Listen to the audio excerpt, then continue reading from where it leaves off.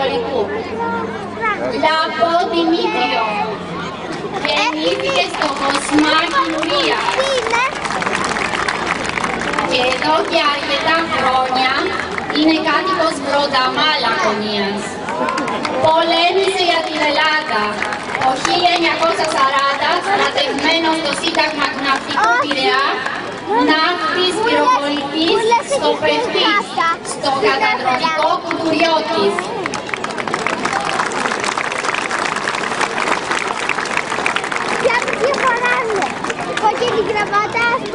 Οικονόμου Αλέξανδρο.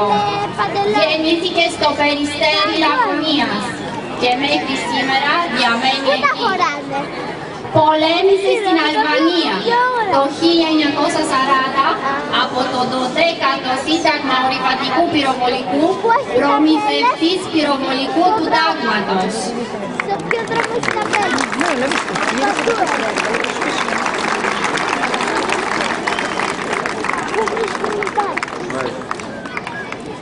Ορφανό.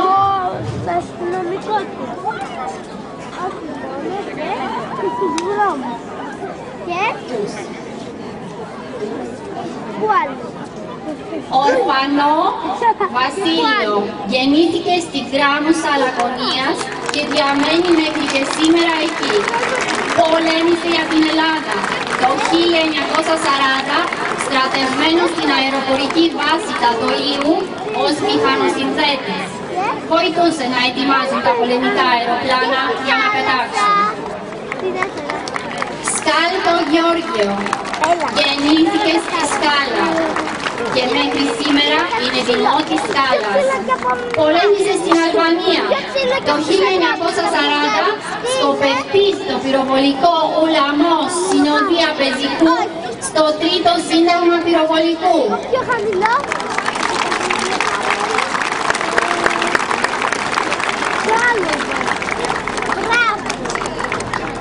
Στάθη Νικόλαο. Γεννήθηκε στην κοινότητα Κουνουπιά Λεωνιδίου και εδώ και πολλά χρόνια είναι κάτοικος της Γράμμουσας. Πολέμησε στην Αλβανία. Το 1940 στρατευμένος στο πεζικού του δεύτερου τάγματος Γιαννιτσών πολέμησε στην πρώτη γραμμή, πεζικάριος. Τριανταφυλάκο Αντώνιο.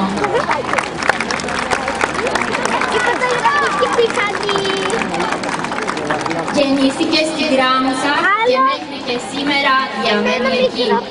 Πολέμησε για την Ελλάδα.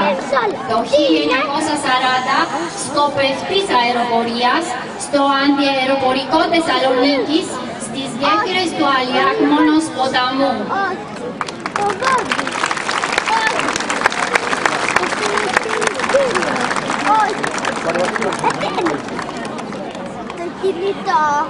Φιφλή Σπυρίδωνα. Γεννήθηκε στη Μυρτιά Λακωνίας και μέχρι σήμερα, εδώ και πολλά χρόνια, είναι κάτοικος Σκάλας. Πολέμησε για την Ελλάδα. Το 1940 στρατιώτης του 8ου Συντάγματος Ναυπλίου υπηρέτησε στα οχυρά του Μεταξά, πεζικάριος.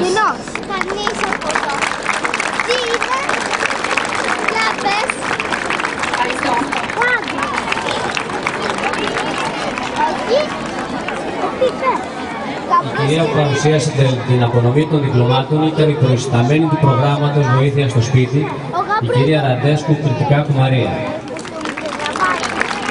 Κυρίες και κύριοι, η εκδήλωσή μας συνεχίζεται με την απαγγελία ποιημάτων. Παρακαλείται η μαθήτρια του Λυκείου, κυρία Παγούνια. Όχι. Μα, και στο τέλος θα...